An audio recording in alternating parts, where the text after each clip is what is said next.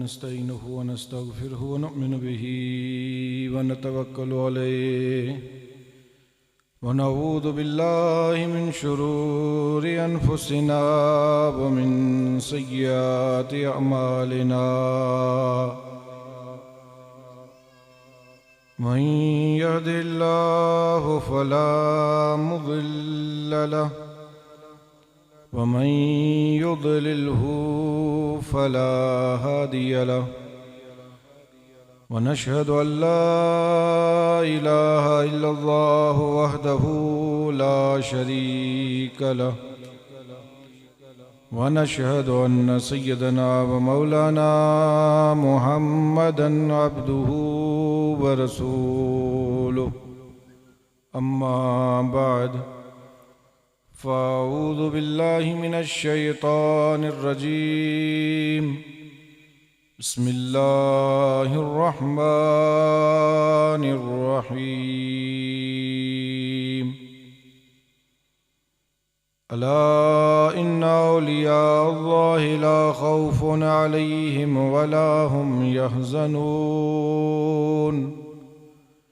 الذين آمنوا وكانوا يتقون آمنت بالله صدق الله العظيم وصدق رسوله النبي الأمين الكريم ونحن على ذلك لمن الشاهدين والشاكرين والحمد لله رب العالمين كما قال الله تبارك وتعالى في عظمة شان حبيبه إن الله وملائكته يصلون على النبي يا أيها الذين آمنوا صلوا عليه وسلموا تسليما اللهم صل على سيدنا ونبينا وحبيبنا ومولانا محمد وعلى آل سيدنا ومولانا محمد وبارك وسلم صلاة وسلاما عليك يا رسول الله صلاة وسلاما عليك يا حبيب الله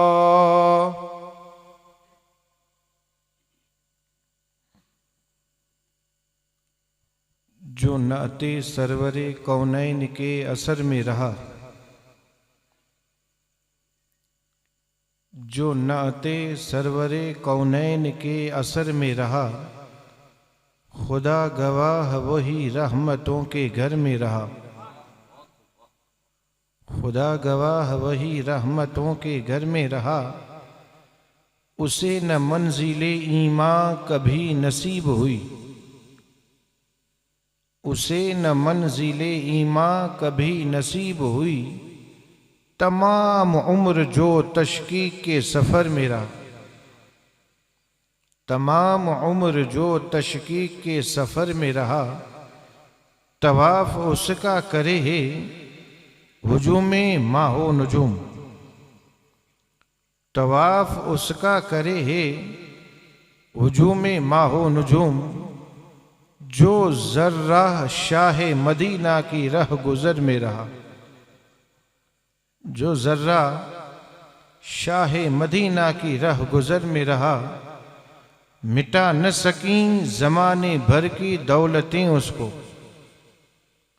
मिटा न सकीं ज़माने भर की दौलतें उसको जो शख्स शाह मदीना की नज़र में रहा जो शख्स शाह मदीना की नज़र में रहा स्टेज पर जलवा अफरोज़ उलमाए ज़वेल एहतराम मोहतरम व मुकर्रम सामईन इकराम इज़्ज़त माब ख़वातीन इस्लाम ये बाबरकत महफिल जिसमें हम शरीक हुए हैं अल्लाह के एक नेक बंदे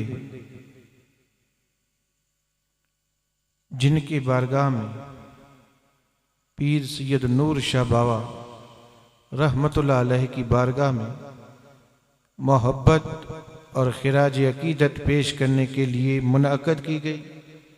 और अल्हम्दुलिल्लाह अल्लाह का एहसान, अल्लाह का फजल करम, अल्लाह ने हमें ये तौफीक अता फरमाई कि अल्लाह तबारक व तआला ने महज अपने फजल करम से हम सब के दिलों में औलिया कराम की मोहब्बत को रखा। और ये उसी मोहब्बत का नतीजा है कि हम और आप यहाँ पर अल्लाह के वलियों के फ़यूज़ और बरक़ात से मुस्तफ़िज़ होने के लिए हाज़िर हुए। अल्लाह तबारक व तआला हम सब की हाज़िरी को कबूल फरमाए। परवरदिगार आलम अपने नेक बंदों की मोहब्बत, फ़ैज़ और बरकत से हम सब को मुस्तफ़िज़ फरमाए। और अल्लाह रब्बुल इज़्ज़त मुझे समझाने, आपको समझने और हमें उस पर अमल करने की तौफ़ीक रफ़ीक अता फरमाए। बड़ी मशहूर आयत करीमा आप हजरात के सामने तिलावत करने का शर्फ हासिल किया, जिसमें अल्लाह रब्बुल इज़्ज़त ने इरशाद फरमाया, या अय्युहल्लज़ीना आमनू, ऐ ईमान वालो। सुभान अल्लाह, अल्लाह ने कलाम फरमाया है ईमान वालों से, और रब ने फरमाया या अय्युहल्लज़ीना आमनू, ऐ ईमान वालो। अब अगर इसी लफ्ज पे अगर गौर किया जाए, ऐ ईमान वालो, तो जरा ये भी सोचें कि अल्लाह ने हमें मर्तबा कितना अता फरमाया। अगर सिर्फ इसी ईमान वालों पे और अगर इसी पे गुफ्तगू की जाए तो जो वक्त है वो वक्त इसी में ख़त्म हो जाए। हालांकि आयत करीमा के 3 जुज़ हैं और इंशाअल्लाह थोड़ा थोड़ा करके तीनों जुज़ और उन तीनों जुज़ के मुतालिक जो कुछ भी है हमारे फ़ायदे के लिए कुरान मजीद अल्लाह ने हमारे रुश्द व हिदायत के लिए भेजा है। और ये कुरान करीम की आयत है जिसमें रब ने ये फरमाया, ऐ ईमान वालो। जरा गौर करें ये है क्या, ईमान वाले। और ये रब फरमाता है, फरमाता किससे है? जाहिर सी बात है रब अपने हबीब की उम्मत से फरमाता है, ऐ मोमिनो। है क्या? अब पढ़ें, जितनी भी उम्मतें आई ना आगे, अल्लाह ने किसी भी उम्मत को लक़ब से नहीं पुकारा। ईमान वालों जो है ना, ये रब फरमाता है या अय्युहल्लज़ीना आमनू, ऐ ईमान वालों। ये एक लक़ब है, लक़ब। नबी के नाम से उम्मत को नहीं पुकारा। आगे जितनी भी उम्मतें आई रब ने सबके नबियों के नाम से पुकारा। किसी को कहा ऐ मूसा की उम्मत, किसी को कहा ऐ बनी इसराइल, किसी को कहा ऐ आद की कौम, किसी को कहा ऐ नूह की कौम। रब ने हर उम्मत को अपने नबी के नाम से पुकारा। लेकिन जब बारी आई इस उम्मत की तो रब ने ये नहीं कहा ऐ मोहम्मद की कौम, ये नहीं कहा ऐ मोहम्मद की उम्मत, बल्कि रब ने कहा ऐ ईमान वालों। लक़ब है, लक़ब। लक़ब से इंसान कितना खुश होता है। लक़ब जितना नाम से खुश नहीं उतना लक़ब से खुश होता है। या दुनिया का दस्तूर है भाई, लक़ब अगर समझ में ना आए, जाहिर सी बात है, हो सकता है आप ये कहें भाई ये कौन सी शय है लक़ब। तो मैं एक मिसाल दे दूं, नाम और लक़ब दोनों में फर्क है। नाम वही होता है जो बचपन से लेकर के, यानी माँ बाप ने अच्छा सा नाम रखा, पैदा हुआ माँ बाप ने नाम रखा, अब ये नाम पूरी जिंदगी चलेगा। और लक़ब जो है, लक़ब ये बाद में मिलता है। जैसे एक इंसान है, उसी इंसान का नाम आप यूं समझे अब्दुल शकूर, माँ बाप ने अच्छा नाम रखा, यानी अल्लाह का बंदा।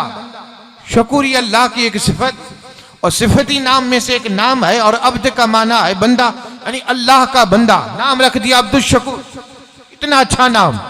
लेकिन यही बड़ा होकर के अगर डॉक्टर बना, अगर उसने डिग्रियां हासिल कर और अपना उसने अस्पताल खोल दिया, तो जाहिर सी बात है अब अगर कोई जाकर के ये कहेगा कि अब्दुल शकूर कैसा है, थोड़ा दिल में ये ख्याल तो होगा कि भाई मैं डॉक्टर हूं और ये मुझे नाम से पुकार रहा है। थोड़ा दिल में ये ख्याल होगा कि अगर ये अब्दुल शकूर की जगह डॉक्टर साहब कह के पुकारता तो कितना अच्छा होता। अब्दुल शकूर नाम कोई गुनाह नहीं, नाम है, लेकिन अगर ये डॉक्टर कह के पुकारता तो कितना खुश। तो ये डॉक्टर जो है ना, ये लकब है, लकब, उसके लिए लकब और डॉक्टर कहने में खुश होगा। इसलिए तो आपने बारहा देखा होगा, आप हाजी साहब कहेंगे तो सामने वाला खुश होगा। ये दुनिया का दस्तूर है, दुनिया ही का दस्तूर है। और दुनिया में आज लोगों को चाहिए यही कि लोग हमें लकब से पुकारे, दुनिया का दस्तूर। और ये अल्लाह रहम फरमाए, हालांकि ये हाजी सिर्फ ऐसा नहीं लकब लगा दें हाजी बन जाए, नहीं, हाजी बनने के लिए जरूरी है हज करें, और हज भी ऐसा हो जो रब कबूल फरमाए। हाजी तब बनेगा जब हज कबूल होगा। अब हज कबूल हुआ या नहीं हुआ ये किसी को मालूम नहीं, और यहाँ आकर के बता दिया बस नाम के आगे हाजी लिख। अब यहाँ का दस्तूर तो मुझे मालूम नहीं, लेकिन हमारे कच्छ में कुछ ऐसे भी लोग हैं अगर न लिखें तो नाराज हो जाए। हाजी अगर न लिखें नाम के आगे तो नाराज हो जाते हैं, कहेंगे ये हज करके आया हूं और तुम हाजी नहीं लिखते। दस्तूर है दुनिया का। वो एक था ना आदमी बेचारा, किसी दुकान वाले के पास उसने अपना अकाउंट खुलवा करके रखा था, यानी उधार कर्ज ले रखा था दुकान वाले से। जब भी जाता कर्ज लेकर के आ जाता, सामान पैसे नहीं देता, कहेगा यानी होगा तो दे दूंगा। अचानक हज करके आया और हज करके सीधा आया वहां उस दुकान वाले के पास। अब वो हैरत में है, कहा हज करके सीधे आदमी घर जाते हैं और ये दुकान, शायद कहा अल्लाह ने इसके दिल में ये डाला होगा कि पहले मेरा कर्ज चुका दे। जाकर के खड़ा हुआ, खड़े होकर के कहा जरा वो बुक निकाल जिसमें मेरा खाता है और जिसमें तूने मेरा कर्ज लिखा है। उसने बुक निकाली, कहा बता मेरा नाम कहा। उसने कहा ये तेरा नाम है। कहा अभी काम कर दे, नाम के आगे हाजी लगा दे। काम इतना था और कुछ नहीं। ये आजकल हमारा दस्तूर है लकब, लकब से इंसान, और लकब ही में आज सब कुछ लकब में है। उसके अंदर कुछ हो या न हो, अलकाबात जरूर चाहिए। अल्लाह माँ चाहिए, मौला ना चाहिए, मुफ्ती चाहिए, हर कुछ अलकाबात से खुश हो रहा है, क्योंकि दुनिया का दस्तूर है लकब देने से इंसान खुश होता है। अगर अब्दुल शकूर नाम है, नाम लेने में कोई हर्ज नहीं, लेकिन उसी अब्दुल शकूर को डॉक्टर साहब कहोगे खुश होगा। अगर वो इंजीनियर है तो इंजीनियर साहब कहोगे खुश होगा। अगर एडवोकेट है तो एडवोकेट साहब कहोगे खुश होगा। और फिर अगर उसी इंसान को कोई मुफ्ती आजम राजस्थान ये कह दे, आई वकील साहब इधर आजा, कितना खुश कितना होगा। अगर मुफ्ती आजम राजस्थान ये कह दे, वकील साहब इधर आजा, खुश होगा। कि आजकल तो ये आम इंसान कहते थे वकील साहब, वकील साहब, आज तो राजस्थान के मुफ्ती आजम ने कह दिया कि आई वकील इधर आजा। अब जरा सोचें उसकी खुशी का आलम क्या होगा। यहां कोई मुफ्ती आजम नहीं, यहां कोई मामूली इंसान नहीं, कायनात को पैदा करने वाले रब ने फरमाया, लकब देकर के फरमाया, और ये कहा आई ईमान वालों। सोचें तो सही आप, अल्लाह ने इस उम्मत का मर्तबा कितना बड़ा फरमाया है, फजीलत। ये उम्मत है ना, उम्मत। आज हमने तो अपने आप को पहचाना ही नहीं, हमने अपने आप को नहीं पहचाना, वरना अल्लाह ने इस उम्मत को जो अजमत दी है वो किसी उम्मत को नहीं। दलील चाहिए, दलील। हजरत मूसा अलैहिस्सलाम, आपने बारहा उनकी कौम का जिक्र सुना होगा। शरकशी कौम थी, नाफरमानियों पे नाफरमानियां, अल्लाह के अजाब नाजिल हुए, पानी खून बना, कभी खटमलों का अजाब, कभी टिड्डियों का अजाब। शरकशी कौम थी कि चंद साल तक तो वो अल्लाह की फरमा बरदारी करती, फिर हालत वही हो जाती ना फरमानी। हजरत मूसा हाथ उठा दे, कहते मौला नहीं मानती, अजाब दे। पानी था, पानी खून बन गया। हजरत मूसा का कलमा पढ़ने वाले, फरमा बरदारी करने वालों के वहां पानी, और फिरौनी लश्कर के वहां पानी खून। अब आप खुद अंदाजा फरमाए पानी कितनी बड़ी नेमत है, और इंसान को अगर पानी न मिले तो इंसान मर जाए। और जाहिर सी बात है, एक दिन, दो दिन, तीसरा दिन, और जब ये पानी न मिला ना, उन्होंने कहा भाई हमारे कुएं जितने हैं वो सारे खून, और वो जहां कलमा पढ़ने वाले जो मूसा के हैं उनका पानी पानी है, चलो उनके कुएं से भरे। आए उनके कुएं के पास, उन्होंने कुएं से पानी बाहर निकाला, जैसे ही अपने बर्तन में डाला पानी खून बन गया। ये अल्लाह का अजाब था, नाफरमानी कर रहे थे, ये अल्लाह का अजाब। सिर्फ इतना ही नहीं, का एक काम करते हैं, हजरत मूसा का कलमा पढ़ने वालों के घर जाते हैं, उनके घर से पानी लेकर के आते हैं। पहुंचे वहां, उन्होंने कहा पानी दे दो। हजरत मूसा का कलमा पढ़ने वालों ने अपने बर्तन में पानी लाया, पानी, और जैसे ये पानी फिरौनी लश्कर के बर्तन में गया, खून बन गया। अब आप खुद अंदाजा फरमाइए, अल्लाह का अजाब है। बात यहां तक बस नहीं, फिरौनी लश्कर ने कहा कि अय मूसा के कलमा पढ़ने वालों, ये पानी तुम अपने मुंह में डालो और मुंह के अंदर गर्दिश दो, और ये पानी तुम सीधा हमारे मुंह में डाल दो। उन्होंने यही कहा था और यही हुआ। हजरत मूसा का कलमा पढ़ने वालों ने अपने मुंह में डाला, पानी को अंदर गर्दिश दी। पानी हजरत मूसा के कलमा पढ़ने वालों के मुंह में था तो पानी था, जैसे ही यही पानी हजरत मूसा के कलमा पढ़ने वालों के मुंह से निकला और फिरौनी लश्कर के मुंह में गया, पानी खून बन गया। जब ये अजाब हुआ न, तो सारा लश्कर था, उन्होंने कहा मूसा तुझे भी माना, तेरे रब को भी माना, अजाब हटा दे, दुआ कर अजाब हट जाए। हजरत मूसा ने दुआ फरमाई, अजाब हट गया। चंद अरसे तक यही रहा और फिर नाफरमानियां हुई, फिर आपने हाथ उठाए, फिर अल्लाह ने टिड्डियों का अजाब नाजिल फरमाया। ये कुरान मजीद पढ़े आप, देखिए मैं अगर ये वाकया पूरा करूंगा तो वक्त इतना नहीं है, लेकिन कुरान मजीद पढ़ें।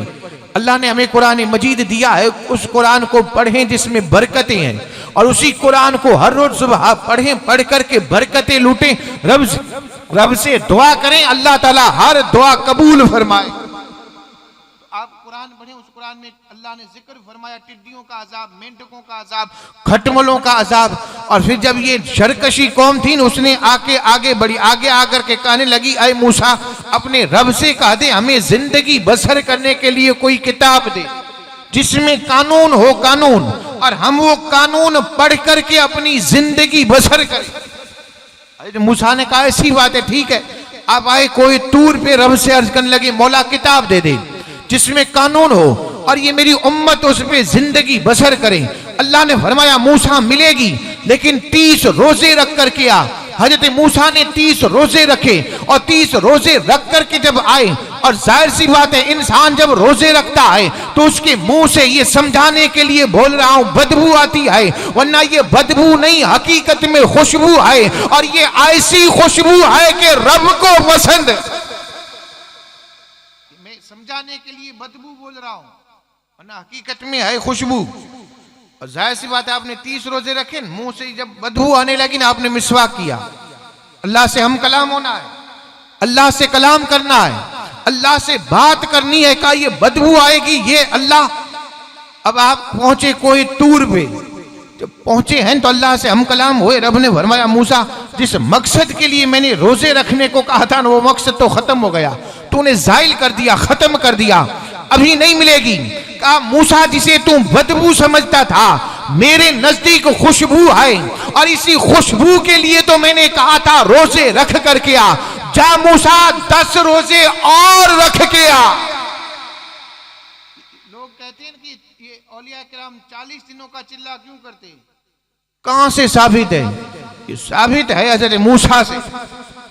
तौरेत लेने गए 40 रोजे, 30 पहले 10 बाद में, और फिर जब 40 मुकम्मल हुए रब ने तौरेत अता फरमाई, तौरेत लेकर के आए और कौम से कहा तौरेत मिली है किताब। आपने कहा मैं पढ़ लूं रब के कानून क्या है फिर तुम्हें बताऊंगा।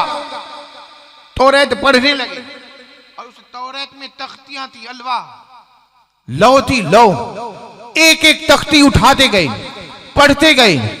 एक तख्ती उठाई जिसमें लिखा हुआ था मूसा एक उम्मत ऐसी आएगी, अभी आई नहीं है, आएगी।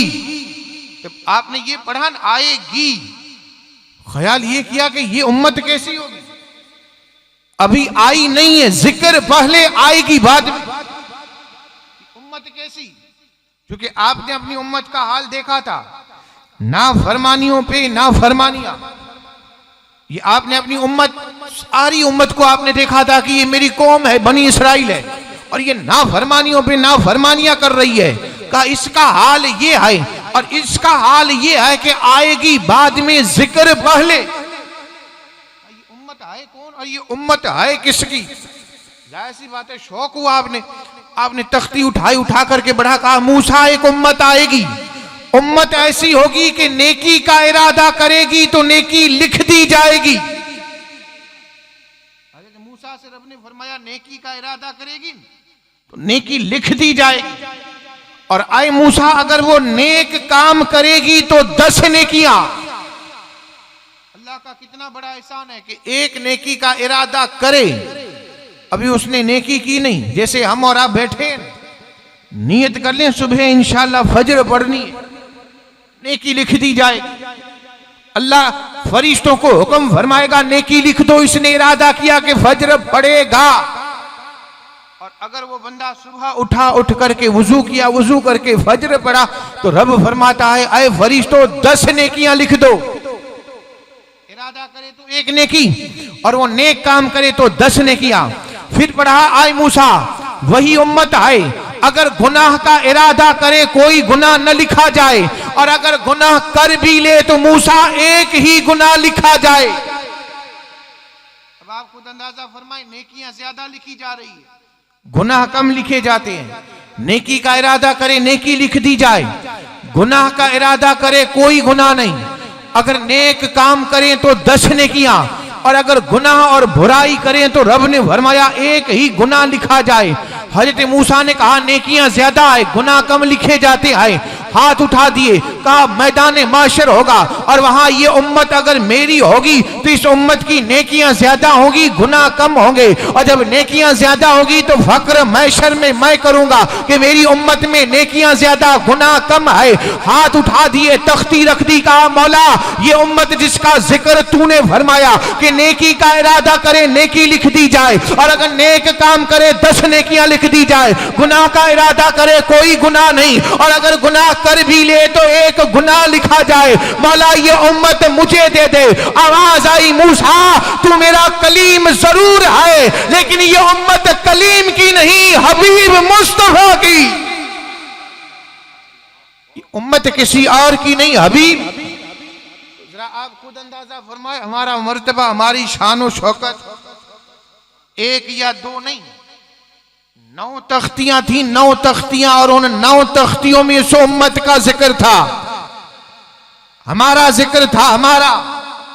और उम्मत का जिक्र जब पढ़ते तो हजरत मूसा हाथ उठा दे। आगे एक जिक्र उन्होंने पढ़ा ऐ मूसा एक उम्मत आएगी, उम्मत ऐसी होगी कि फजर से जोहर तक अगर नेक काम करे तो एक किरात सवाब। एक उम्मत और आएगी जो जोहर से असर तक काम करे तो एक किरात सवाब। एक उम्मत ऐसी आएगी जो असर और मगरिब के बीच में जो वक्त है उतना काम करेगी तो 2 किरात सवाब। अंदाजा फरमाए वक्त कितना, सवाब कितना। एक है फजर से जोहर, एक है जोहर से असर, और एक है असर और मगरिब। और जाहिर सी बात है असर और मगरिब के बीच में वक्त थोड़ा, 1.5 या 2 घंटे का वक्त, यानी 1.5 या 2 घंटे अगर वो नेक काम करे तो रब ने फरमाया 2 किरात सवाब। और अगर कोई फजर से जोहर, जोहर से असर तक का नेक काम करे तो 1 किरात, और असर और मगरिब के बीच में ये उम्मत अगर नेक काम करे तो 2 किरात। आपने हाथ उठाए, कहा मौला ये उम्मत मुझे दे दे जिसका जिक्र तूने फरमाया कि असर और मगरिब के बीच में वक्त भी कम है, और इतने वक्त में अगर नेक काम करेगी तो 2 किरात सवाब मिलेगा। मौला उम्मत दे दे। अल्लाह ने फरमाया मूसा तू कलीम है, और ये उम्मत कलीम की नहीं, हबीब मुस्तफा की है। आपने तीसरी तख्ती उठाई, चौथी तख्ती उठाई, 5वीं तख्ती उठाई, जिक्र पढ़ते गए, फजीलत पढ़ते गए, अजमत पढ़ते गए। हाथ उठाते गए, कहा मौला उम्मत मुझे दे दे। आवाज आई मूसा तू कलीम है और ये उम्मत कलीम की नहीं हबीब मुस्तफा की है। कहा मौला उम्मत मुझे दे दे। कहा तू मेरा कलीम है और ये उम्मत कलीम की नहीं हबीब मुस्तफा की है। जब सारी तख्तियां पढ़ ली और जवाब यही मिला मूसा ये उम्मत मेरे हबीब मुस्तफा की है, तो हजरत मूसा ने कहा मौला उम्मत नहीं देता तो कुछ नहीं, मूसा को तेरे हबीब की उम्मत में कर दे।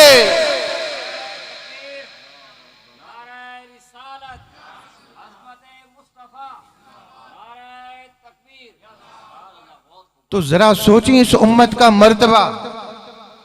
और रब ने लकब से पुकारा, लकब से इसी उम्मत से कहा अय ईमान वालो, सुभान अल्लाह, ईमान वालो लकब दे करके, और लकब देने वाले भी साथ। तो रब ने फरमाया अय ईमान वालो, हुक्म हुआ ईमान वालों को, बेईमानों को नहीं। हुक्म हो रहा है ईमान वालों को, ईमान वालों इत्तकुल्लाह, अल्लाह से। अब अल्लाह से कैसे डरे? रब ने फरमाया ऐ ईमान वालों अल्लाह से डरो। अब डरें कैसे?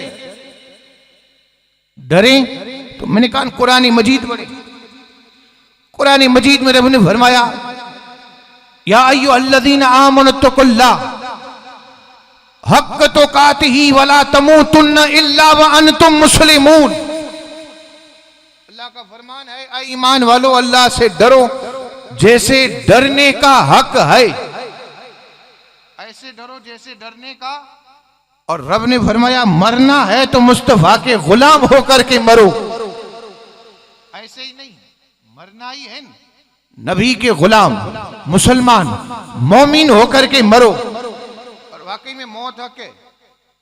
देखें सारी चीजें हैं, बीमारी ये ऐसी है कि आ भी सकती है और नहीं भी आ सकती, दौलत आ भी सकती है नहीं भी आ सकती, जवानी आ भी सकती है नहीं भी आ सकती, बुढ़ापा आ भी सकता है नहीं भी आ सकता, लेकिन मौत में कोई यही नहीं कह सकता कि नहीं आ सकती।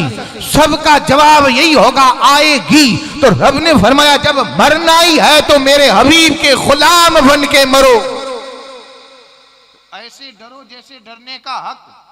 अब हक कैसा, डरा कैसे जाए, डरने का हक। तो अब ये हमें कौन समझाए, ये हमें समझाए कौन कि हम डरें कैसे। तो एक हदीस पाक है जिसका मफहूम और तर्जुमा यही है। मेरे आका ने फरमाया असहाबी का नजूम, मेरे दीवाने मेरे साहबा सितारों की तरह आए और उन साहबा की इक्तिदा करोगे तो हिदायत पर रहोगे। अब हमें समझाएंगे कि डरे कैसे साहबा इकराम। फारूक आजम का दौरे खिलाफत, खलीफतुल मुस्लिमीन अमीरुल मोमिनीन फारूक आजम, उस दौर में एक नौजवान, जाहिर सी बात है मैं सिर्फ एक इसलिए कह रहा हूं कि मुझे जिक्र उसी का, और ना ये वो दौर था कि कोई मर्द ऐसा न था जो मस्जिद में नमाज न पढ़े। फारूक आजम का दौर और बेनमाजी हो ही नहीं सकता। ये तो वो दौर था कि कोई अगर 40 नमाजें फारूक आजम के पीछे पढ़ने अल्लाह का वली बन जाए, वो दौर था। वो थी एक औरत 5 गाना नमाज पढ़ने मस्जिद नबवी में, और फारूक आजम के दौर ही में फिर बंद हुआ। ना औरतें पहले मस्जिद में नमाज पढ़ती, और फिर हजरत आयशा सिद्दीका ने फारूक आजम को बुला करके कहा कि देखो तुम्हारा दौर बेहतरीन है, फिर आगे जो दौर आएगा फितनों का दौर होगा, और मैं ये चाहती हूं कि औरतों का आना बंद हो जाए। उसके बाद बंद हुआ। पहले औरतें भी मस्जिद में नमाज पढ़ती थी। एक खूबसूरत औरत मस्जिद से नमाज पढ़ करके निकलती, नौजवान लड़का उसका बीच में रास्ता रोक दे और यही कहता था कि आप मुझसे शादी करो। उस लड़की ने कहा मैं नबी की दीवानी फातिमा ज़हरा की कनीज, और ये काम मुझसे होगा। एक दिन ये लड़की इतने गुस्से में आ गई और कहने लगी नौजवान मैं तुझसे शादी तो करूंगी लेकिन शर्त एक है। कहा क्या शर्त है?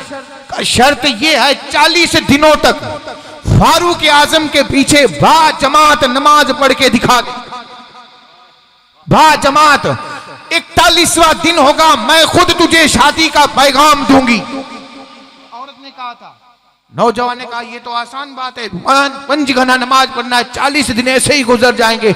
उसने 40 दिन बाजमात फारूक आजम के पीछे नमाज पढ़ी है और 40 दिनों के बाद 41वां दिन जब निकला है, औरत लड़की खड़ी है, नौजवान गुजरा है। लड़की ने कहा, नौजवान अब बता क्या इरादा है, शादी करने का इरादा है? उस नौजवान ने कहा, कसम खुदा की, फारूक आजम के पीछे नमाज पढ़ने से दिल बदल गया, दिल बदल गया। ये वो दौर था, उस दौर में एक नौजवान 5 घंटा नमाज मस्जिद में, और खूबसूरत इतना था कि उस वक्त तवाइफ औरतें जो थीं जिस्म बेचने वाली, उनकी नजर इस नौजवान की, उन्होंने कहा कि एक न एक दिन इसे जरूर गुनाह में हम मुब्तला करेंगे और इसे गुनाह की तरफ दावत देंगे और इससे गुनाह करवाएंगे। रात का वक्त हुआ, ईशा बढ़कर के वो नौजवान जा रहा, मस्जिद नबवी और उस नौजवान के बीच में उस तवाइफ औरत का घर था। तवाइफ औरत ने उसे धोखे से बुलाया, कहा, ओए नौजवान इधर आ, थोड़ा काम है। और जाहिर सी बात है, गुलाम मुस्तफा जाने रहमत के दीवाने, मेरे आका ताजदार मदीना के दीवाने, उन्होंने सोचा रात का वक्त है, हो सकता है मुसीबत में हो, तो वो मदद के लिए गए। जैसे ही कमरे के अंदर गए, उसने कमरा बंद कर और बंद कर दिया, गुनाह की तरफ बुलाया। गुनाह की तरफ बुलाया तो इस नौजवान ने कहा, देख तू अलग मैं अलग, मैं नबी का दीवाना, नबी का आशिक, कहां ये काम और कहां मैं, कहां ये, कहा ये मुझसे नहीं होगा। जब औरत एक इसरार करने लगी, उस नौजवान ने इनकार कर दिया। औरत ने कहा, देख नौजवान, अब अगर तू जिना की तरफ आगे नहीं बढ़ेगा तो मैं तुझे बदनाम कर दूंगी और फिर पूरे मदीने की गलियों में तू बदनाम होगा। इससे बेहतर यही है कि मैं जो कहती हूं वो कर ले, ताकि तू सही सलामत अपने घर पहुंच जाए और तेरी इज्जत भी सलामत रहेगी। बंद कमरे में जो कुछ भी होगा या तुझे मालूम या मुझे मालूम, बाकी किसी को मालूम नहीं होगा। नौजवान का ख्याल ये आया कि बात तो सही है, अब अगर गुनाह नहीं करता हूं तो ये मुझे बदनाम कर देगी, और अगर गुनाह करूंगा तो इज्जत सलामत रहेगी, बाद में तौबा कर लूंगा। सिर्फ एक ही कदम आगे बढ़ाया था, फिर ये ख्याल आया कि अपनी इज्जत के लिए अल्लाह और उसके रसूल की नाफरमानी करता है, ये हो नहीं सकता। बस इतना ख्याल आया, उसी ख्याल में बेहोश हो गया। खौफे खुदा कितना, ख्याल सिर्फ यही आया कि कहां मैं और कहां, बेहोश हुआ। अब ये औरत डर गई, दौर फारूक आजम का था। ख्याल ये आया कि अब अगर फारूक आजम को खबर होगी तो फारूक आजम मुझे सजा देंगे। उसने 2 औरतों को बुला करके कहा, जल्दी करो, इसको मदीने की गली बाजारों में फेंक करके आओ, कहीं किसी को खबर ना हो जाए कि मैंने इसको धोखे से बुलाया, और अगर खबर हो गई तो हमारी हालत खराब कर देंगे। औरतों ने उठा करके मदीने की बाजार में फेंक दी। उस नौजवान का बूढ़ा बाप घर पे इंतजार कर रहा था, बेटा आएगा, ईशा पढ़ के आएगा। जब आधी रात गुजरी, बेटा नहीं आया। बाप है निकला तलाश के लिए, कहा इतनी देर मस्जिद नबवी में तो कोई बैठता नहीं, कहा गया कहां? आया, देखा तो मदीने की बाजार में पड़ा हुआ, लोगों को जमा किया, बुला करके घर ले गया, और घर लेकर के रात का आखिरी हिस्सा जब इसे होश आया, बाप ने पूछा, बेटा गया था मस्जिद में ईशा पढ़ने के लिए और ये बीच में हुआ क्या? बेटे ने पूरा वाकया बयान किया, पूरा वाकया, कहा ऐसे ऐसे औरत ने धोखे से बुलाया, फिर मेरा ख्याल भी था कि मैं जिना करूं, लेकिन फिर ख्याल ये आया, कहा ये काम, कहा मैं नबी का दीवाना, बस इतना कहना था कि कहा मैं बेहोश हो गया। ये पूरा वाकया उसने बताया। उसी वक्त फिर दोबारा बेहोश हो गया, और उसी दोबारा बेहोशी में उसकी रूह जिस्म से जुदा हो गई। इसी का नाम है इत्तकुल्लाह। इत्तकुल्लाह इसी का नाम है। खौफे खुदा में जिस्म से रूह जुदा हो जाए। और ये गुलाम थे नबी के, जिस्म से रूह जुदा हुई, उन्होंने कहा क्या किया जाए? कहा जल्दी करो, मेरे आका का फरमान है, नमाज का वक्त हुआ, जल्दी करो।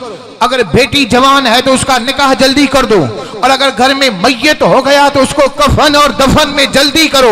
कहा मेरे नबी का दीवाना है और मैं नबी के फरमान के मुताबिक जल्दी करो।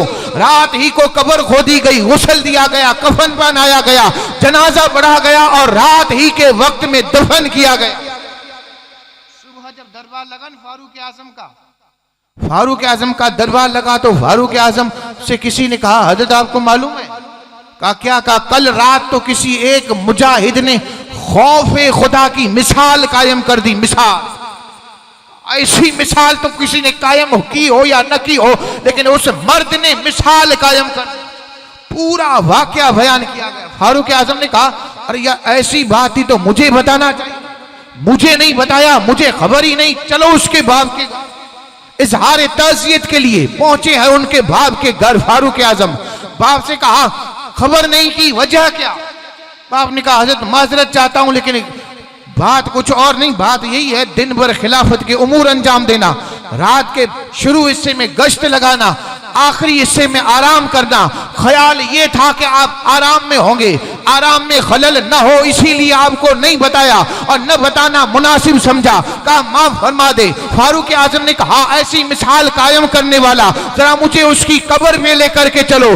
फारूक आजम पहुंचे हैं कब्रिस्तान। पहुंच करके सबसे पहले आपने काम यही किया, कब्र वाले से कहा अस्सलामु अलैका या अहलल कुबूर। आपने सबसे पहले सलाम भेजा है और सलाम भेजने के बाद आपने एक और सवाल किया है, और सवाल ये था कि आए कब्र वाले बता, अल्लाह का वादा है, वह अल्लाह का वादा है कि जो अल्लाह के खौफ में इस दुनिया से चला गया अल्लाह उसे 2 जन्नतें अता करता है। आए दीवाने जरा बता, मैंने सुना है तू दुनिया से गया है लेकिन खौफे खुदा में गया है, जरा बता दे कि अल्लाह ने तुझे 2 जन्नतें दी कि नहीं? 2 जन्नतें। अम्मा मन खाफ मकाम रब्बिही जन्नतान, 2 जन्नतें। वली मन खाफ मकाम रब्बिही जन्नतान। रब का वादा है जो अल्लाह की राह में अल्लाह के सामने खड़े होने से डरता है और उसी दुनिया से चला जाता है 2 जन्नतें मिलेगी। फारूक आजम ने कहा ये रब का फरमान है, वली मन खाफ मकाम रब्बिही जन्नतान। जरा बता 2 जन्नतें मिली कि नहीं? करीब में कोई खड़ा था, उसने कहा आय अमीरुल मोमिनीन क्या कर रहे हो? क्या मुर्दार भी जवाब देता है? क्या कब्र से भी जवाब आएगा? फारूक आजम ने सर घुमा करके देखा, देख करके कहा यही सवाल मैंने नबी से किया था।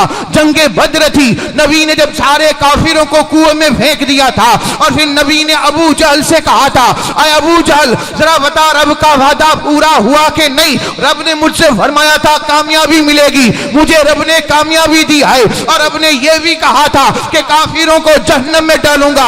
आय अबू जहल बता जहन्नम में गया कि नहीं? तब मैंने नबी से पूछा था या रसूल अल्लाह क्या काफिर भी सुनता है, काफिर भी जवाब देता है, वो भी मुर्दार है? तो नबी ने कहा था उमर अबू जहल तुझसे भी ज्यादा सुनता है। यानी एक काफिर और वो भी मरा हुआ और एक मुसलमान और जिंदा मुसलमान से ज्यादा सुनता है, तो फिर जरा सोचें एक अल्लाह का वली मोमिन नबी का गुलाम और इस जहां से चला जाए और कब्र में हो तो हमारी आवाज क्यों न सुने?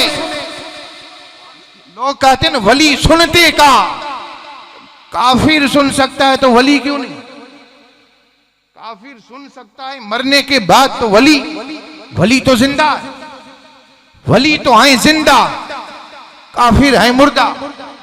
मुर्दार सुन सकता है तो जिंदा। फारूक आजम ने कहा मैंने यही सवाल नबी से किया था कि या रसूल अल्लाह क्या अबू जहल सुनेगा? मर गया, काफिर है।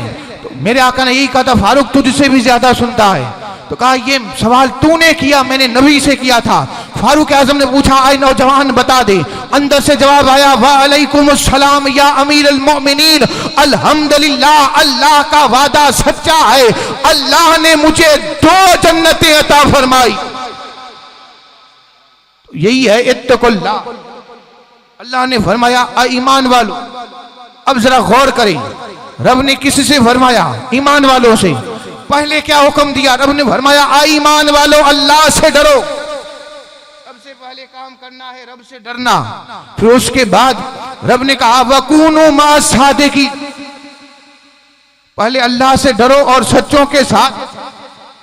पता क्या चला? पता यही चला खतरा है। अल्लाह ने सच्चों के साथ हुक्म दिया सच्चों के साथ होने का कि ईमान वालों अल्लाह से डरो और सच्चों के साथ सच्चों के साथ होने का हुक्म देने का वजह यही है कि खतरा है, खतरा, रास्ता खतरों से भरा हुआ पुर खतर है, और इस रास्ते से हर मुस्तफा के दीवाने को गुजरना है, और गुजरना ऐसे ही नहीं, अजीम दौलत लेकर के। दौलत है ना, दौलत, और जाहिर सी बात है इंसान के पास दौलत होती है तो इंसान दौलत बचाने के लिए, रास्ता अगर खतरनाक हो तो इंसान ऐसी कोशिश करता है कि वो दौलत सलामत रहे, और कभी तो ऐसा भी होता है कि उस दौलत के लिए इंसान जान भी दे देता होता है। तो ये मुस्तफा के गुलामों के पास एक अजीम दौलत है, दौलत, और वो दौलत और कोई चीज नहीं, वो मुस्तफा का इश्क और मोमिन का ईमान है, ईमान। इश्क जो है ना, इश्क मोमिन का ईमान। मुस्तफा जाने रहमत के गुलामों के पास अजीम दौलत है।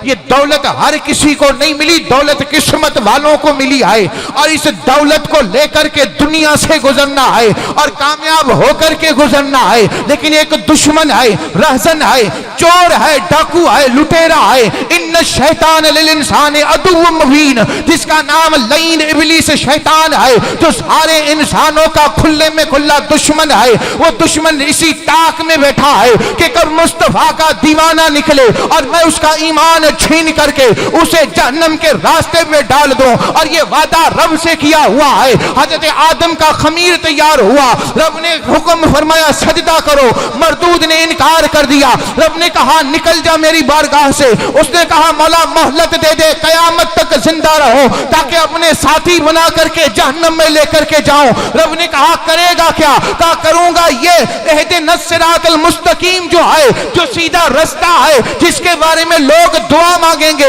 और मौला अगर आम बंदा उसी रास्ते से निकलेगा तो मैं उसका रास्ता भटका दूंगा, ईमान छीन लूंगा और उसे जहन्नम के रास्ते पे डाल दूंगा। लेकिन मौला वादा करता हूं अगर तेरा वली उसी रास्ते से निकलेगा तो वली को जगह दे दूंगा। आम बंदा निकलेगा तो ईमान छीन लूंगा, और वली निकलेगा तो जरा सोचिए, ईमान है ना, ईमान, ईमान को बचाना है।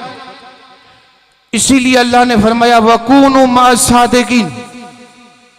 अगर ईमान सलामत पहुंचाना चाहते हो, ईमान की हिफाजत करना चाहते हो, ईमान को बचाना चाहते हो, तो रब ने फरमाया आ ईमान वालों, और से नहीं, ईमान वालों से, उन लोगों से नहीं जो नहीं मानते, उनसे नहीं, जो नहीं मानते उनको नहीं, जो मानते हैं उनको रब ने फरमाया अल्लाह से डरो सच्चों के साथ, ताकि ईमान जो है तुम्हारा ईमान अल्लाह के नजदीक। और जाहिर सी बात है ये ईमान खात्मा जो है, खात्मा बिल खैर, अगर ईमान पे हुआ ना तो बंदा कामयाब है, और अगर खात्मा ईमान पे नहीं हुआ तो। और ये शैतान जो है, शैतान ये उसी इंतजार में है कि कब बंदा मौत के वक्त पहुंचे, यानी सकरात की हालत में, बिस्तरे अलालत में, मौत करीब हो। शैतान जो है उसी दिन का इंतजार करता है, ये बंदा कब वहां पहुंचे और मैं जाकर के वहां बैठ जाऊं। और ये शैतान है, शैतान बस उसी का इंतजार करता है। और अगर उस वक्त मुस्तफा के गुलामों का ईमान सलामत रहा और वो ईमान लेकर के इस जहां से गए तो कामयाब। और अगर शैतान ने उन्हें उसी वक्त दुनिया में उलझा दिया, ईमान की हिफाजत न कर सके तो फिर ईमान बर्बाद। इमाम फखरुद्दीन राजी मुनाजरा करने वाले, मशहूर मुनाजरा करने वाले, इल्म भी इतना, रब के नेक बंदे, जबरदस्त आलिम, और शैतान भी कोई जाहिल नहीं। आज हम ये कहें कि शैतान जाहिल है, नहीं, शैतान भी आलिम है, इल्म उसके पास भी है। इन फर्क ये है, इल्म में भी फर्क होता है। एक इल्म वो होता है कि जिससे तकब्बुर आ जाए तो वो शैतान बन जाता है, और अगर इल्म आए और उसमें आजिज़ी हो तो वो हज़रत आदम का गुलाम बन जाता है। फर्क है, इल्म में भी फर्क। तो शैतान है, शैतान उसके पास भी इल्म है। फखरुद्दीन राजी आखिरी वक्त है, आखिरी वक्त सकरात के आलम में है, किसी भी वक्त मलकल मौत आकर के रूह लेकर के चले जाए, उससे पहले शैतान आकर के बैठ गए। शैतान ने कहा फखरुद्दीन तूने अपनी जिंदगी में बहुत सारे मुनाजरे, आखिरी मुनाजरा मुझसे कर ले, और अगर इस मुनाजरे में जीत गया तो तेरी जीत, और अगर हार गया तो ईमान का खतरा। इमाम फखरुद्दीन राजी ने कहा चल बता किस बात में मुनाजरा करेंगे। मरदूद ने कहा क्या तू रब को मानता है? इमाम फखरुद्दीन राजी ने कहा अशहदु अल्ला इलाहा इल्लल्लाह वहदहु ला शरीक लहू, अब मैं गवाही देता हूं अल्लाह एक है, वहदहु है, ला शरीक लहू है, उसका कोई शरीक नहीं, वो अकेला है। जब इमाम फखरुद्दीन राजी ने कहा कि अल्लाह अकेला है, शैतान ने कहा दलील दे, दलील, अल्लाह एक है, दलील दे दे। इमाम फखरुद्दीन राजी ने 1 दी, 2 दी, 3 दी, 4, 5, 360 दलीलें दे दी अल्लाह की वहदानियत में। 360 दलीलें। मैंने कहा शैतान आलिम है, आलिम, उसने 360 दलीलों को रद्द कर दिया, अपने इल्म से तोड़ दिया, रद्द कर दिया। अब इमाम फखरुद्दीन राजी का ईमान खतरे में। जबरदस्त आलिम, मुनाजरा करने वाले, बड़े से बड़े आलिम ईमान खतरे में आए।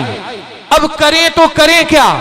इमाम फखरुद्दीन राजी का जब ईमान खतरे में नजर आया, ख्याल आ गया कि मैंने अपना मुर्शिद बनाया है, मैंने बैत की है, और फिर पुकारा या मुर्शिदी अल मदद। इनके मुर्शिद कहीं दूर दराज वुजू कर रहे थे, नजमुद्दीन कुबरा, उन्होंने कहा फखरुद्दीन इस मरदूद को कह दे हम उस खुदा को बगैर दलील के मानते हैं।